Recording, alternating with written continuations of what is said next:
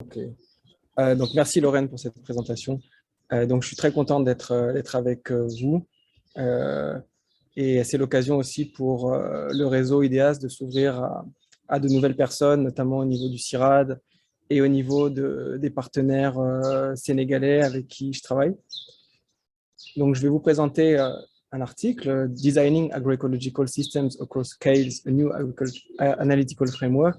Donc, c'est le résultat d'un travail qui a pris pas mal de temps, dans lequel on s'est interrogé avec mes collègues de l'unité Hort6 du CIRAD sur nos propres pratiques de conception et dans lequel on a finalement essayé de monter en généricité pour, à partir d'études de cas empiriques qu'on avait, enfin en tout cas que mes collègues avaient vécu dans leur carrière.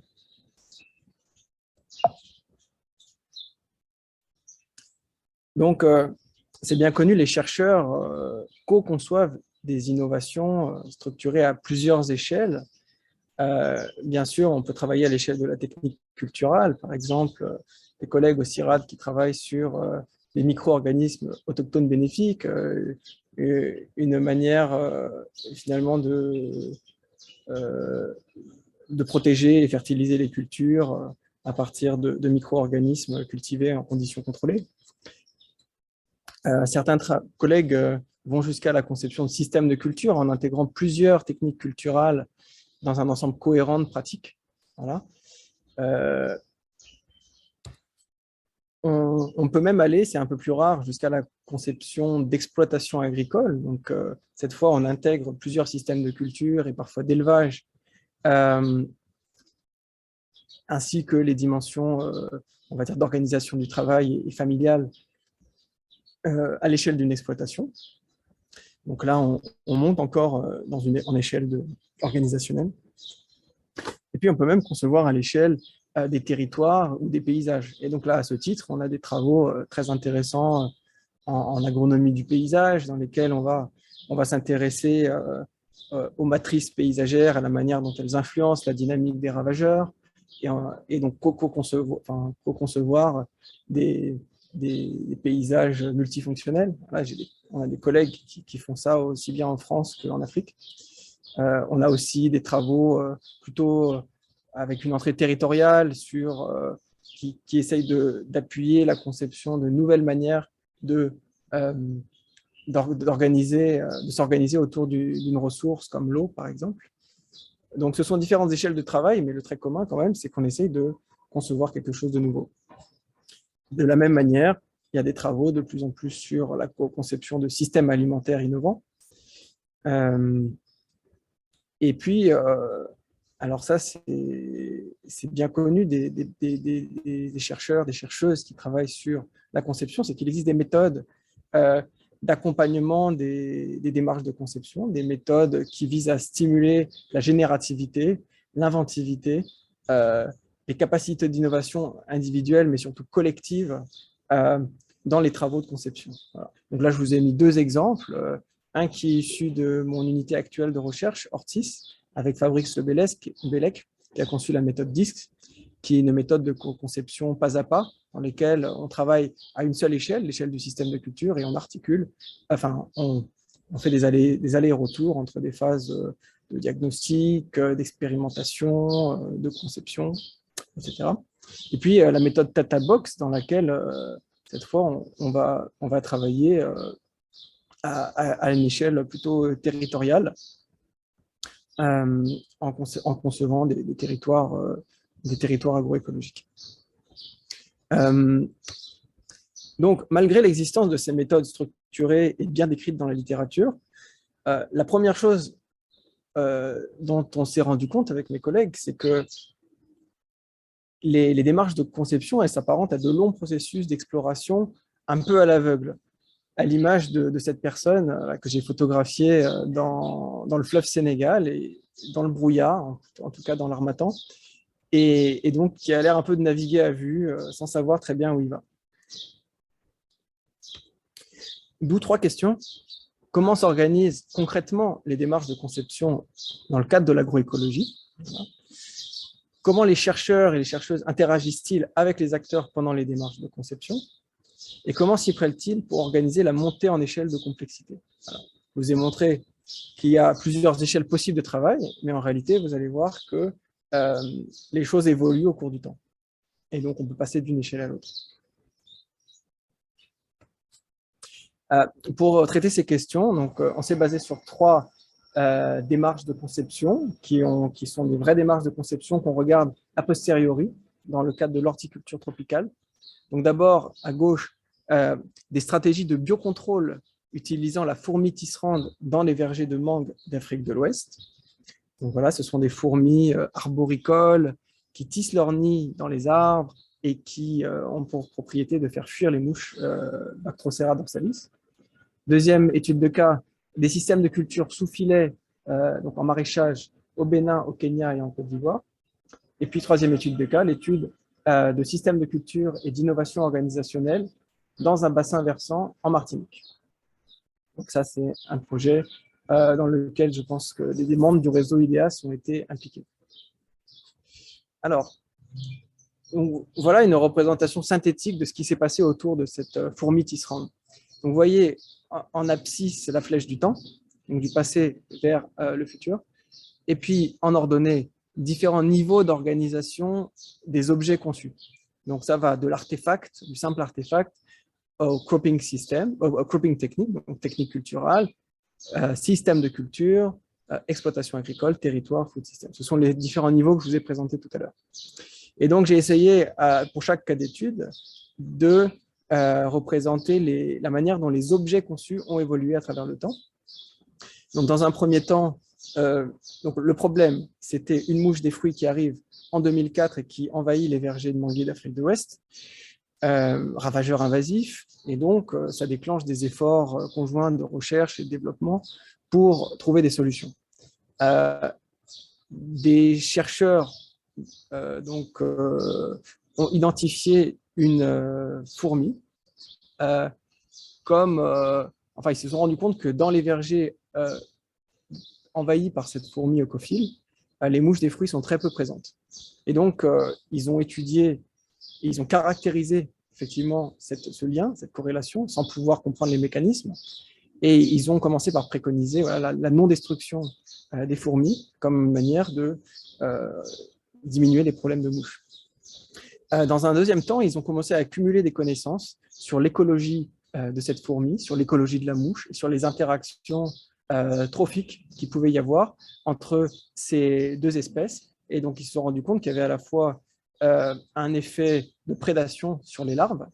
Donc, les fourmis consomment les larves de mouches qui empêchent la mouche d'aller plus loin dans son cycle de reproduction.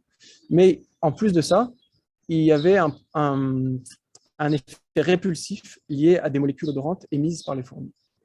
Et donc, ils ont développé une combinaison de techniques culturelles pour améliorer l'efficacité du biocontrôle basé sur la fourmi. Ils ont mené des essais multilocaux chez des producteurs, notamment au Bénin, et ils se sont rendus compte que les techniques culturelles, enfin qu'il y avait des obstacles majeurs d'adoption de cette fourmi, tout simplement parce que les producteurs avaient remarqué que les fourmis mordaient les cueilleurs, et, voilà, et pour d'autres raisons, ils n'en voulaient pas. Et donc, ils se sont mis à développer des combinaisons de techniques culturelles pour réduire les effets indésirables de la fourmi. Voilà. Et au final, à force d'essais et d'erreurs, le résultat était toujours le même, c'était un rejet de la part des producteurs, parce qu'ils considéraient définitivement cette fourmi comme un ravageur aussi. Et donc, ça a été l'opportunité pour une collègue chimiste qui est entrée dans l'équipe plus récemment, de s'intéresser aux propriétés olfactives de cette fourmi, et donc d'isoler les composés répulsifs qui étaient présents dans cette fourmi et de les tester sous forme d'un spray, à mettre sur les mains notamment des cueilleurs au moment des récoltes et éviter qu'ils soient attaqués par les fourmis. Donc voilà la première étude de cas. Deuxième étude de cas, donc on est sur le même schéma et on regarde la trajectoire de conception. Donc le point de départ, c'est l'utilisation l'utilisation des pesticides par les producteurs maraîchers un petit peu partout en Afrique subsaharienne, dans des conditions incontrôlées souvent et abusives. Les, une équipe de chercheurs s'est rendu compte que certains producteurs utilisaient des filets pour protéger leurs pépinières. Donc, c'était des filets en fait, qui avaient été distribués par l'Organisation mondiale de la santé pour lutter contre le palu à l'époque. Et donc, ils détournaient ces filets pour les pépinières. Donc, ils se sont dit, ils ont interrogé les producteurs et ils ont compris qu'en fait, le filet faisait l'effet d'une barrière physique et que c'était simple à utiliser pour les producteurs qui voyaient une diminution des ravageurs. Moi-même, je l'ai testé chez moi, effectivement, ça marche, notamment sur les pépinières, contre les oiseaux et contre certains insectes ravageurs. Donc, ils ont testé en fait l'utilisation de filets bas combinés avec des traitements chimiques sur des cultures itinérantes et ils se sont rendus compte que ça marchait plutôt bien. Mais les producteurs avec lesquels ils ont travaillé leur ont fait un retour qui consistait à dire c'est un petit peu fatigant de tout le temps devoir enlever ces structures de filets pour pouvoir faire notre désherbage et faire notre irrigation. On a besoin de quelque chose de plus ergonomique. Et donc, les collègues du CIRAD ont développé des filets qui ressemblent finalement à des serres, donc de grande taille, basés sur des structures métalliques lourdes, et donc qui induisent que le système de culture, cette fois, est fixe. Voilà, on ne peut plus faire bouger les cultures d'un cycle à l'autre.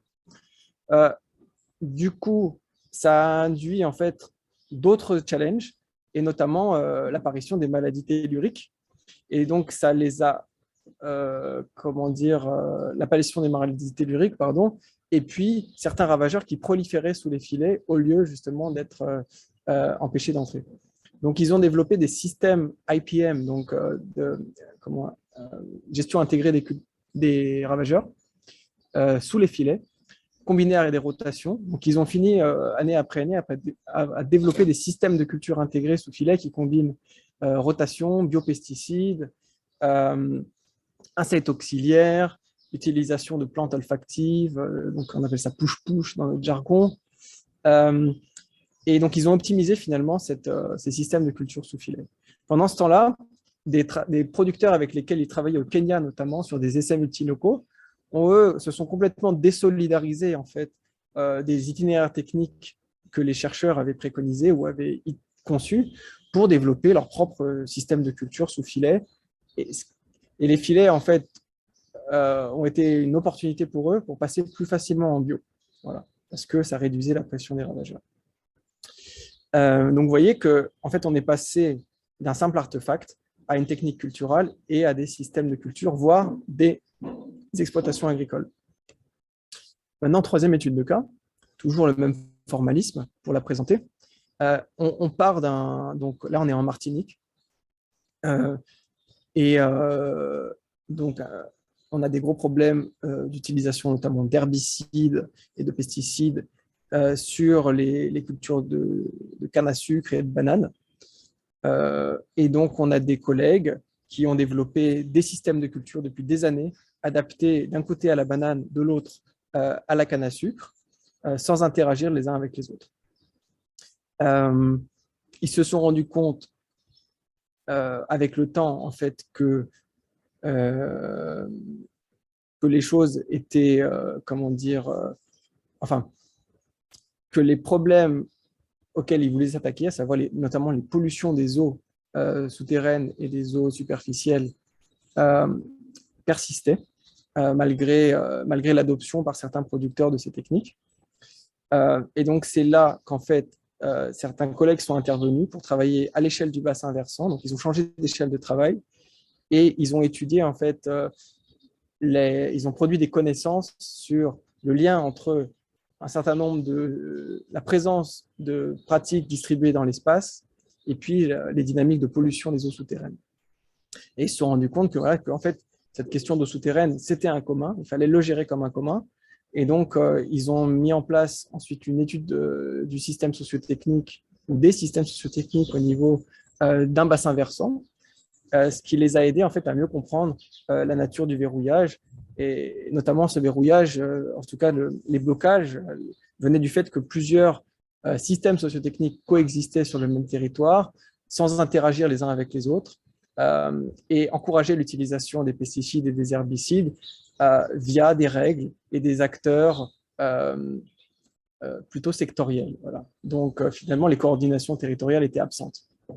Ce qui a amené du coup les chercheurs, et notamment à travers la thèse de Pauline Delarosa, à travailler sur à créer une nouvelle démarche de conception basée sur notamment la conception innovante et les jeux de rôle.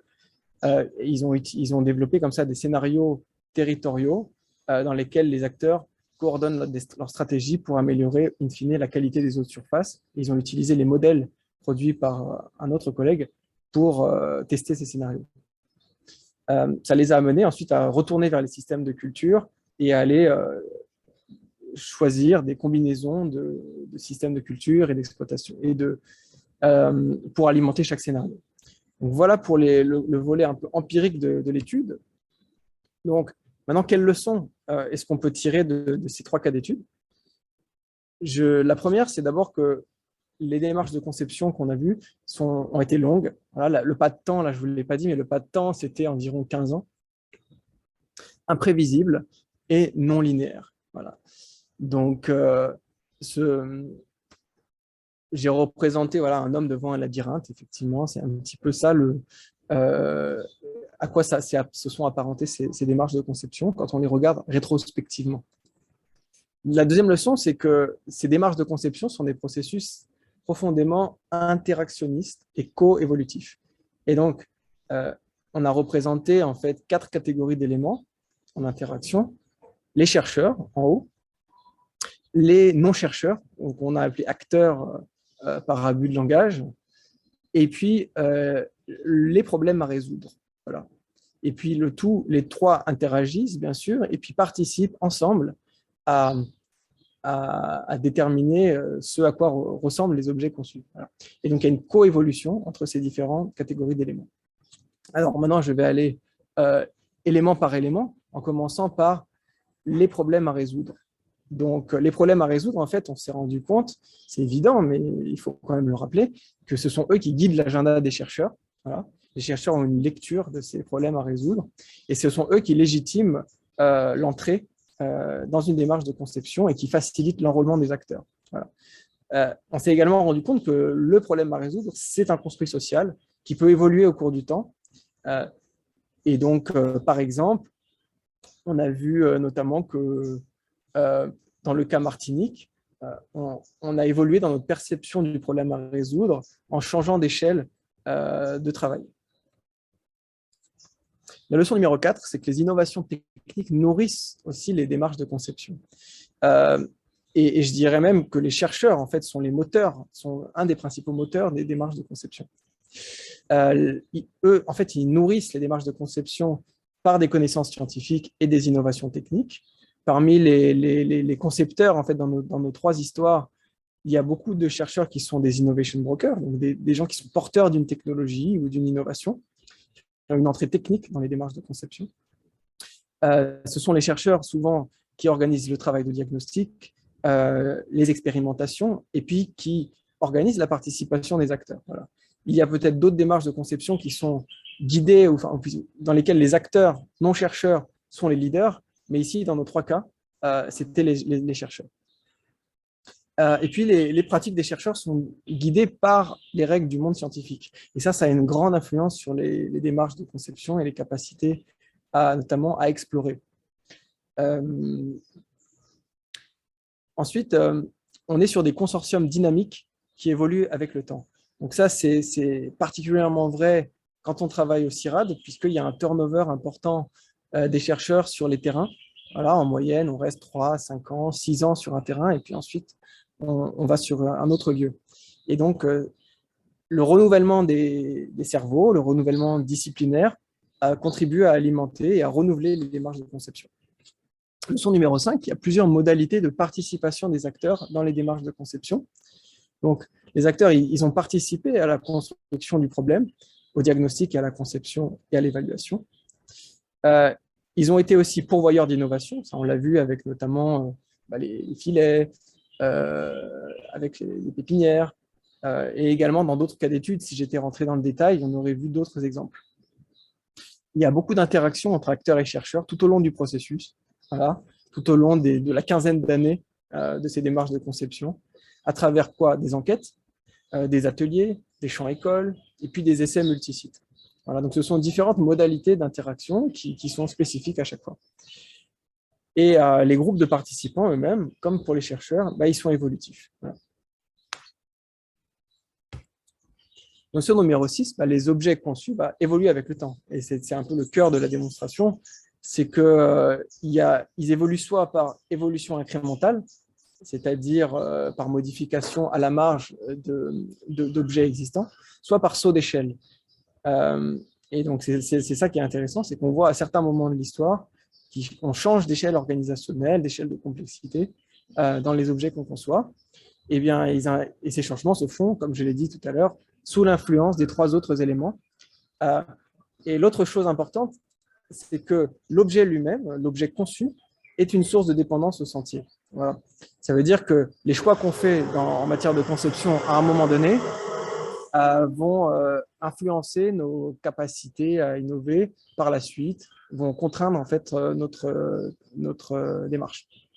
On l'a vu notamment avec les filets. À partir du moment où on s'est mis à fixer les filets, eh bien, de nouveaux problèmes agronomiques sont apparus, ce qui a conduit à innover dans une certaine direction et pas dans une autre. On a pu voir donc trois types de transformations. Donc là, je vous ai remis un peu le même formalisme avec en abscisse le temps et en ordonnée les différentes échelles de structuration des objets conçus. Et puis nos quatre catégories d'éléments, acteurs, chercheurs, problèmes et objets. Eh bien, dans le temps, on a pu assister à ces trois types de transformations. Donc, horizontale, ça correspond à l'absence de changement d'échelle. On continue d'évoluer, on continue d'innover, mais sans remettre en question l'échelle de structuration de l'objet. Upward, donc on monte en complexité. Downward, on diminue l'échelle de l'objet conçu. On l'a vu notamment avec le spray répellent utilisé à partir des composés olfactifs des fourmis. Alors, j'ai collaboré avec un dessinateur avec lequel on a beaucoup réfléchi pour produire une petite BD qui résume finalement cette idée des trois types de transformation. Donc, à gauche, faced with the problem situation, face à un problème. Voilà. Donc, on a un chercheur qui est face à un problème qui est il voit ce beau fruit qui est en haut de l'arbre et il se demande comment est-ce qu'il va l'attraper. Et les chercheurs, researchers often design innovation incrementally based on a preconceived idea of the object to be designed. Une idée préconçue de l'objet à designer. Donc là, l'objet qu'il design, en fait, il utilise des briques de Lego, il les emboîte comme on fait d'habitude avec les Lego pour pouvoir monter et attraper le fruit. Sauf que, boum, voilà, il tombe par terre parce que les problèmes complexes, ils sont rarement résolus par des solutions incrémentales. Donc, il se casse la gueule. Voilà. Du coup, il réfléchit et il va être confronté à deux options. La première, donc, c'est upward transformation, c'est de reloger l'objet conçu dans une innovation système structurée à une échelle plus large. Voilà. Donc, il prend les briques, il les encastre dans l'arbre pour former un escalier et là, il arrive. On verra s'il arrive, en tout cas, il s'approche du but. Deuxième solution, isoler on va dire une brique élémentaire, une composante élémentaire de l'objet initial pour l'utiliser dans un nouveau contexte. Donc là, on a pris le Lego jaune, on l'a fondu et on a fabriqué une échelle avec. Bon, voilà. Simplement une tentative de vulgarisation. Donc, leçon numéro 8, et on a bientôt terminé. Il y a plusieurs moteurs pour ces transformations d'échelle, ces changements d'échelle. D'abord, des freins révélés par les acteurs. Donc, ça peut être des freins socio-techniques, des freins ergonomiques, des freins économiques. Un changement dans la perception du problème. Et ça, on l'a très bien vu dans le cas de la Martinique, quand on s'est dit qu'en fait, finalement, le problème, il était structuré à l'échelle territoriale. Donc, on a conçu des innovations à l'échelle territoriale et non plus à l'échelle des systèmes de culture. Des changements dans le contour du consortium de recherche, je l'ai déjà évoqué. Et puis, bien sûr, l'utilisation de méthodes et d'outils stimulant la générativité. Donc, je l'ai évoqué tout à l'heure dans le cas Martinique, notamment. Il y a la méthode CK qui a été utilisée, combinée à l'utilisation de jeux de rôle, donc à partir plutôt des inputs, de la modélisation d'accompagnement. Et ça a permis en fait de favoriser cette transformation d'échelle. Dernière leçon, c'est que les processus de conception se nourrissent d'une diversité d'approches et de postures. Et ça, c'est très important pour nous, en tout cas au CIRAD et probablement aussi à l'INRA, c'est que dans ces consortiums de recherche et de développement, on est souvent assez nombreux et on ne partage pas tous les mêmes postures scientifiques et les mêmes disciplines. Et alors, j'ai repéré quand même dans la littérature une certaine propension de certains auteurs à magnifier les approches de conception basées sur la connaissance des systèmes humains et des institutions et à comment dire, à minimiser en fait l'impact de ce que font les concepteurs qui ont une approche plutôt centrée, on va dire technocentrée. Voilà, c'est ça le mot que je cherchais. Et en réalité, en fait, ce qu'on s'est rendu compte en étudiant rétrospectivement ces trois cas d'études, c'est que les deux types d'approches ont coexisté dans la plupart des cas d'études et que ce sont en fait ces regards portés sur les mêmes objets tout au long du processus qui ont permis en fait d'arriver là où on est arrivé. Donc c'était une manière en fait de dire que de réconcilier tout le monde. Voilà. Donc quelles sont les perspectives ouvertes par ce nouveau cadre d'analyse? Donc là, c'est peut-être aussi pour lancer la discussion avec vous. D'abord, on pourrait l'utiliser pour analyser a posteriori d'autres démarches de conception, une manière peut-être de tester la robustesse du cadre. Est-ce qu'il est si générique que ça? Une manière aussi peut-être d'identifier des trajectoires types. Nous, on n'a pas été capable. Nous, ce qu'on a vu, c'est plutôt l'effet labyrinthe. Mais il y a peut-être en fait des trajectoires types qui se distinguent. Quand on regarde les travaux qui ont été faits dans l'étude des transitions sociotechniques, on est parti aussi d'un cadre d'analyse des transitions et on est allé un peu plus tard, enfin je dis on, les auteurs sont allés un peu plus tard vers une typologie des transitions. Voilà. Je fais notamment référence à un article de Christ de 2011, je crois. Il y a autre perspective, c'est d'utiliser ce cadre d'analyse comme un outil à combiner avec des démarches d'anticipation pour animer des démarches de conception innovantes. Donc là, c'est un peu un appel du pied aux prospectivistes et aux autres spécialistes de l'anticipation. On pourrait très bien utiliser ces différentes catégories d'éléments, les acteurs, les chercheurs, les problèmes et l'objet, et se demander à quoi ça pourrait ressembler dans quelques années, et puis est-ce que ça ne peut pas guider notre travail.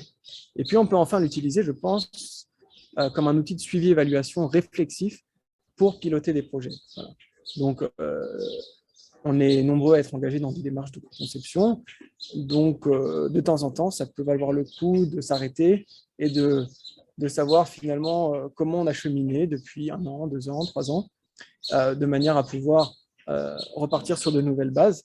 Et donc, c'est un outil, c'est le cas d'analyse, c'est un outil. Je vous remercie pour votre attention et